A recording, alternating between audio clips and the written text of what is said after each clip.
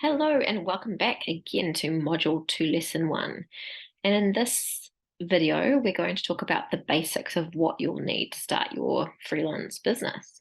So we're going to talk about some of the basic, what I've called their tools that you're going to need for your business. And I want to remind you that what we're talking about is really pretty basic. So I think one of the things that's quite scary about starting a business is that you often feel like there's a lot of things that you need to have, and that really often you can keep it to the bare minimum so that you can launch without having to spend a lot of money. And there's a couple of things that's really good about that, and that it enables you to sort of test out your business idea before you've committed to buying lots of fancy software or building a $5,000 website and that kind of thing. So I'm going to mention some of the basic tools, and I think you'll be pleasantly surprised at how basic some of those things are. So definitely keep a tight hold on your credit card and don't go buying lots of stuff to start this business, because I really, really think it's important just to focus on the little things when you're getting started. We'll talk a bit about your workspace as well and what that could look like. And again, how that doesn't have to be complicated at all. We're going to talk a little bit about your CV, your curriculum vitae, or your resume, whatever you'd like to call it. And then finally, we're going to talk about how you might like to go about accessing some tools that you don't have, just so that you can, again, keep your startup costs really nice and low. So some of the basic tools that you will need to start your business most likely are a computer.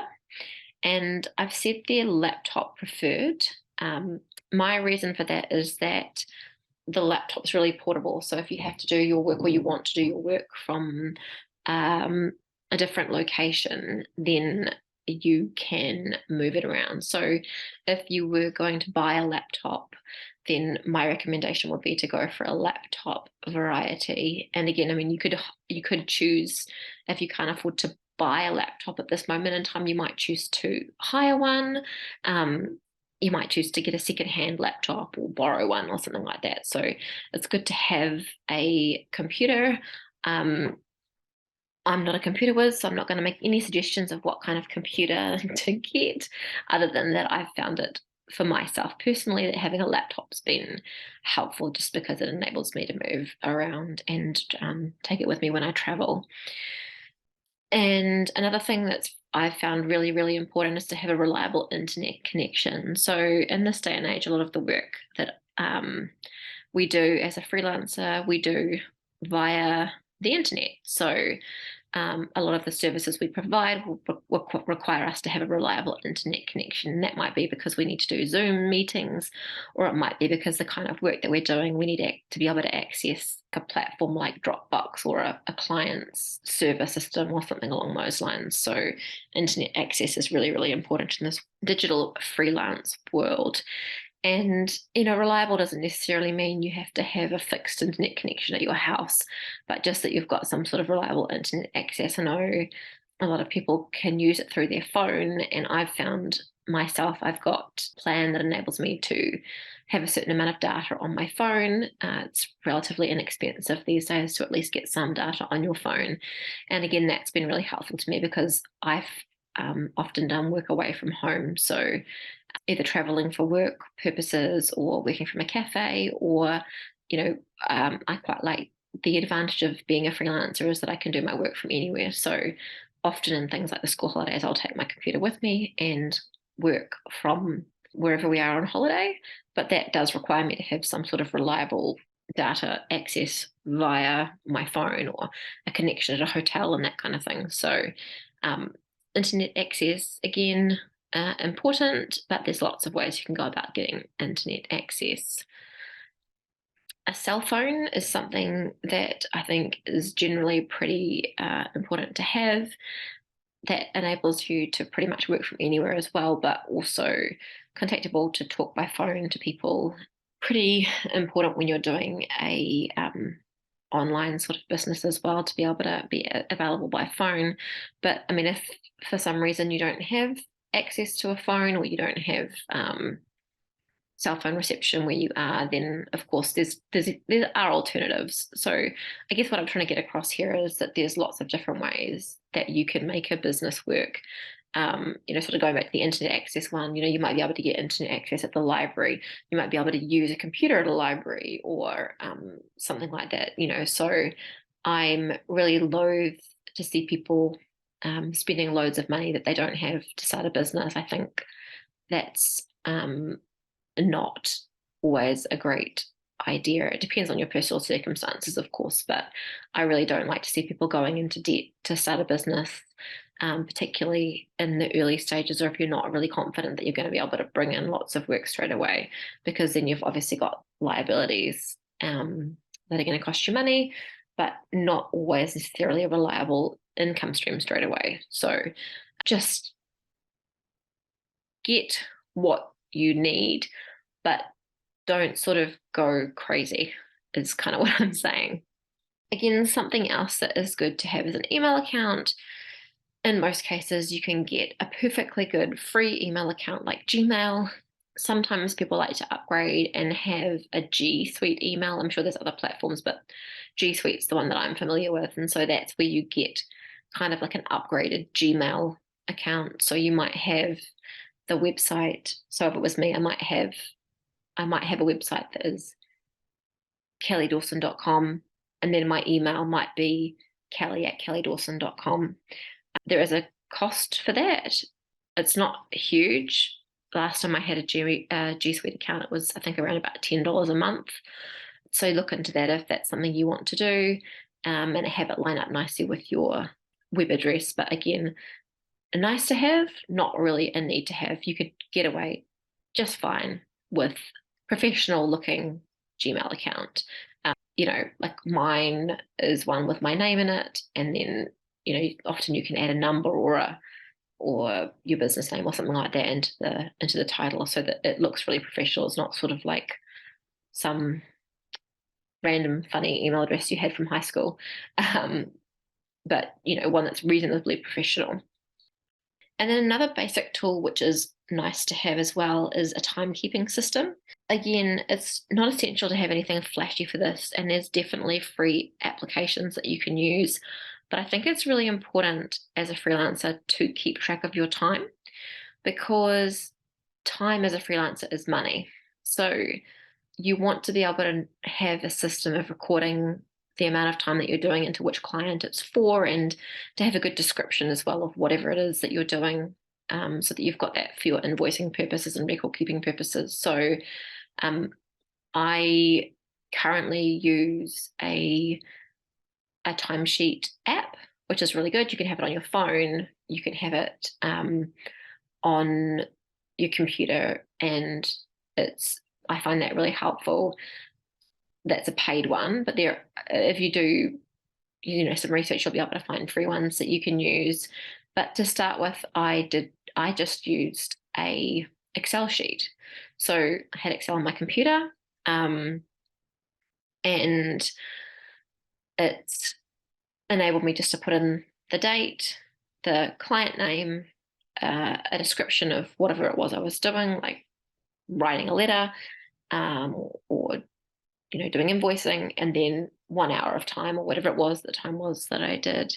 The other thing I haven't got on there as well, which I should mention too, around the computer, is that in a lot of cases it's going to be really helpful if your computer has access to the Word suite, or there might be other software that you need to have on your computer. For me, it's the Word suite has been essential, access to Word, Excel, PowerPoint, and I have a subscription for that. Again, it's not very expensive. I think it's around about $10 or $12 a month. It's not particularly onerous, but that might be something that is a tool that you're going to need on your computer.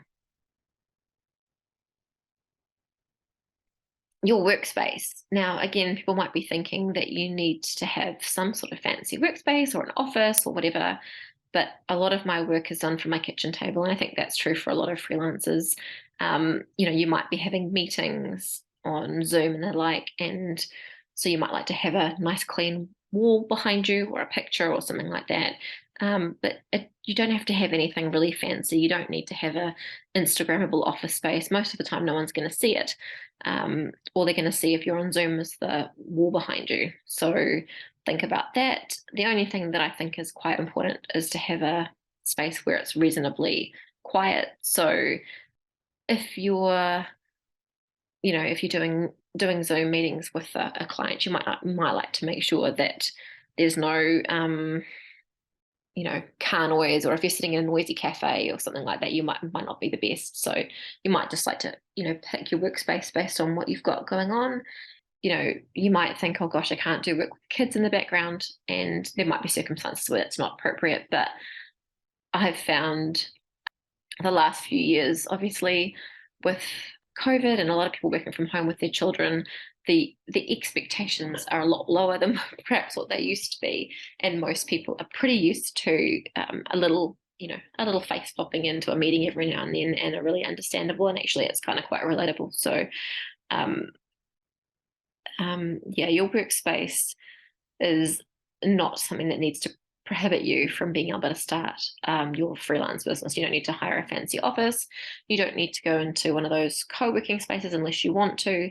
But those co-working spaces or shared meeting spaces can be really helpful if there becomes situations where you do need to have meetings. But there are a lot of fairly cost-effective places where it's a lot cheaper to hire a meeting room for a few hours than it is to hire an office on a permanent basis. So, when we have to have meetings from time to time, we do hire a meeting room that has, sort of either a daily rate or an hourly rate. So you could consider that if you want to. And then if you feel like you need to have, you want to be in an environment where there's other people, I find, working in a cafe can be quite good. And some people like to use a co-working space. There's usually a cost for that, but that's if that's something that you want to do, for your sanity as a freelancer, when you're, rather than being by yourself all the time, you could do that.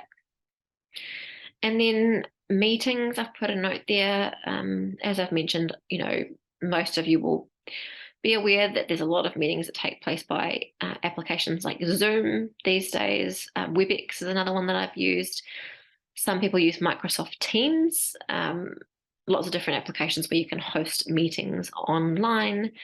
And then, even FaceTime works, or phone conversations as well. If you need to meet in person, then there's lots of options to do that. As I mentioned, shared meeting spaces are one, but also there's the option to go to a client's office, or to meet in a cafe, or meet in a client's home, or that kind of thing. So there's really heaps and heaps of options for freelancers now, and I think that the world we're living in is much more flexible than it used to be. So people are pretty good about people not having a formal sort of office space anymore. And there's like I said, there's options that if it's appropriate for a particular type of meeting, for you to hire an office where you can have a private meeting space. Now, something that I do think is quite good is to make sure you update your CV and your cover letter. So if you haven't got a CV, then you might like to write one, but I'm sure most of you will have a CV floating around somewhere, but update it so that it's current with all of your current experience. And then you might like to sort of tweak it and tidy it a bit so that it's suitable for the kind of offering you're doing now. The kind of CV you might have as a freelancer might be a little bit different to one you might have had as an employee, potentially. So you might like to tidy that up. And it's good to have a cover letter as well, just introducing yourself and expanding upon anything that's relevant to the job that you're going to do as well. So it's nice to have those handy. I have been asked for them before, so people can have a look at your experience, your qualifications and that kind of thing. Sometimes it might be needed for people if you were working for a particular type of organization to get approval to see your CV. So yeah, I just recommend having a fairly up-to-date version available in case anybody asks for it, or you could make a note on your LinkedIn or on your website or whatever that you have a CV available upon request. And if you don't have one, or if you want to zhuzh yours up a bit, there are so many templates available online, and there's even templates I think there's templates in the Office or in Word. They have sample templates of things that you can use to make a fancy looking CV. So lots of options available to do that. So here I've listed some other tools that you might like to have. A lot of people quite like to have a business card. I don't have business cards. Sometimes I think I probably should do, but again, I think that's a nice to have. There are lots of places now where you can get sort of small batch business cards online. Vistaprint's one that I've used before. I can't remember the price, but it's sort of fairly cost effective. You can design your own business cards and have them printed and at a relatively reasonable cost. But in the online world, you often don't need to have a cardboard business card to hand out. But if you'd like that, that's a nice to have if it's something that's within your budget to have those made. Another thing you might like to have is a website. Now, I don't have one for my legal work, and it's really going to be a bit dependent on your type of business as to whether you need to have one. A lot of people use social media as a way of marketing their business now. Some industries, it might be preferable to have a website, but I think consider whether it's necessary for you to have, because a lot of people can do business without having one. Like I said, I've never had one for my legal work. In all the years that I've been doing that, it hasn't been necessary because I've been able to get the work through existing contacts or referrals. So you can save money there by not necessarily needing to have a website.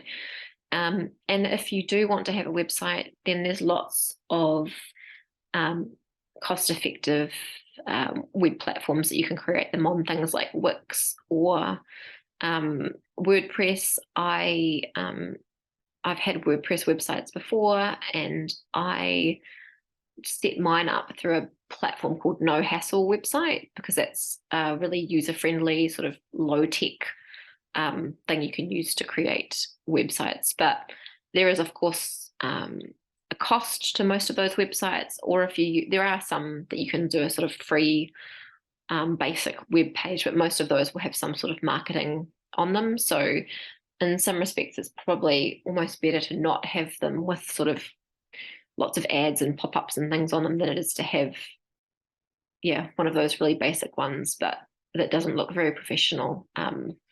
So you could do your research. If you feel like you need a website, then try and find something that works for you, that's cost effective. But in most cases, I don't feel like it's a need to have. It's more of a nice to have. Something else that's quite nice to have is an accounting or invoicing package. I've found Xero is very good to use. It's pretty cost effective, and it's also it makes really nice invoices, and it helps you keep track of all your payments in and out and reconcile it to your bank account. So I like that.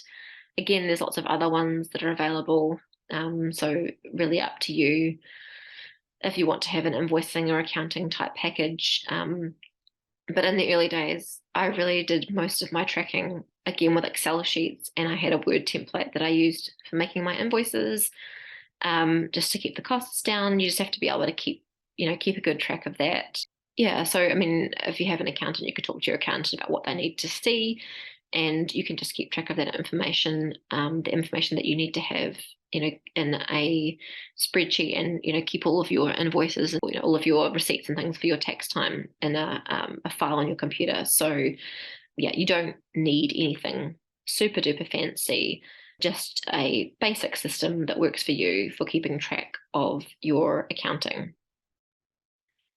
Another thing to consider is whether there are any industry specific tools that you need. So it might be that in your industry there are some tools like software programs that you need to have that might be essential.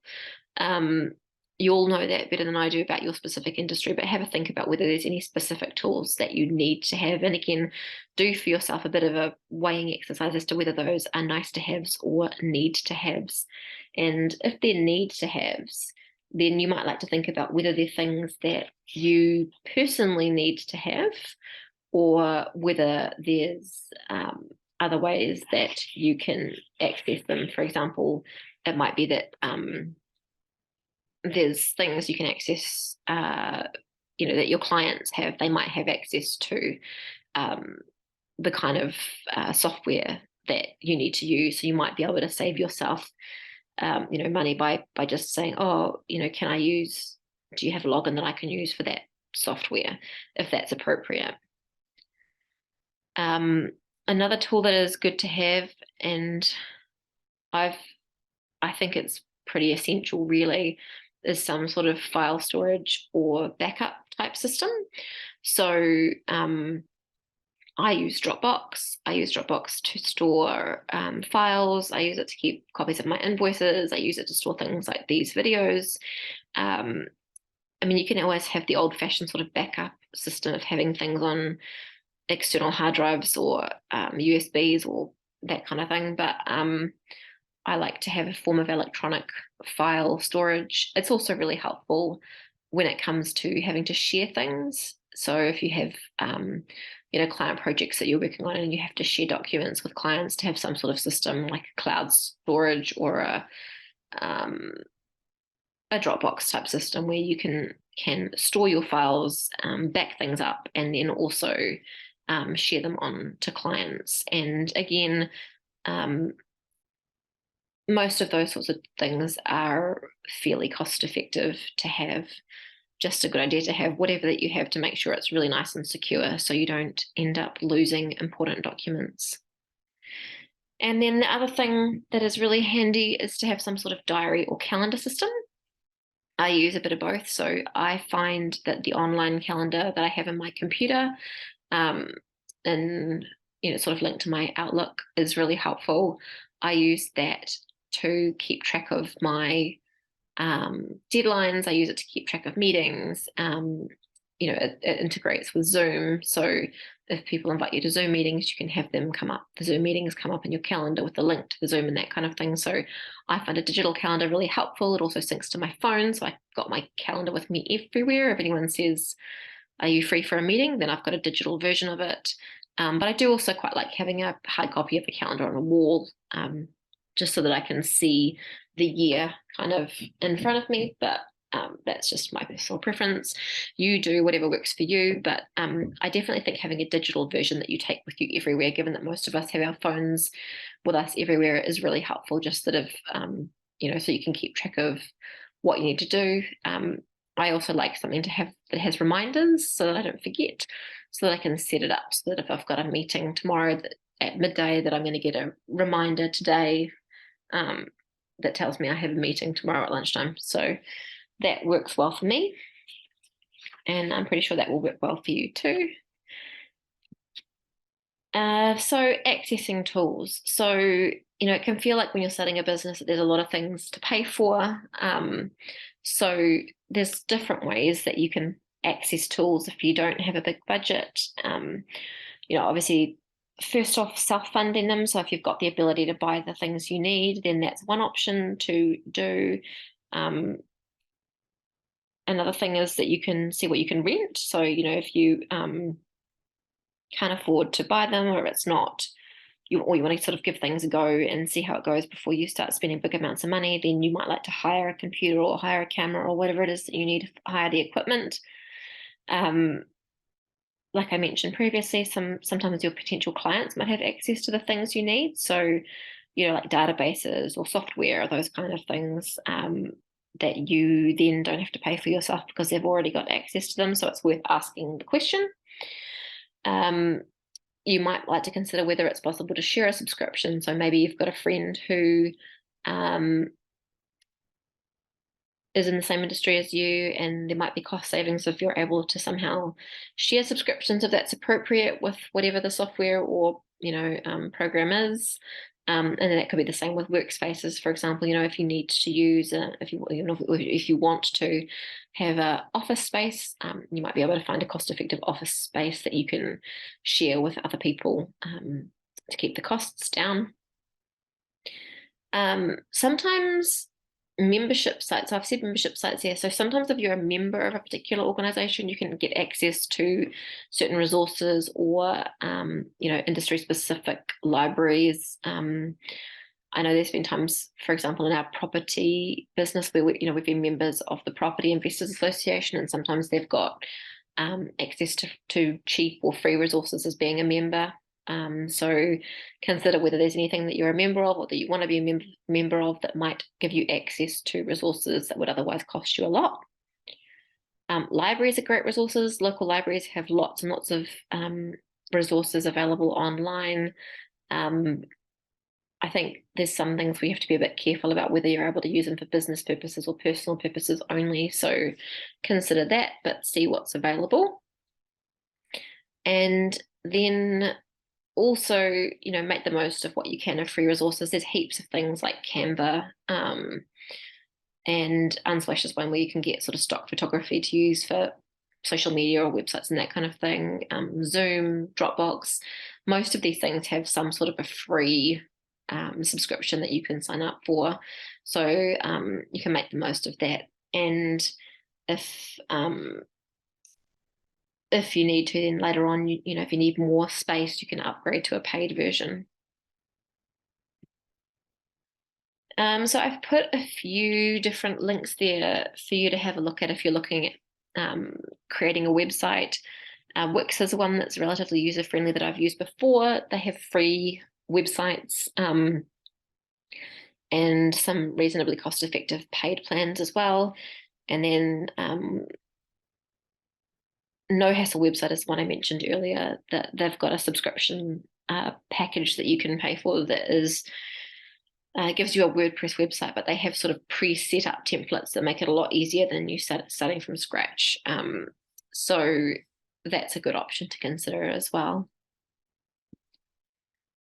Some links to some of the other resources that I mentioned. So Unsplash is free stock images, which are great if you want to use them for social media and that kind of thing. I've printed business cards off Vistaprint.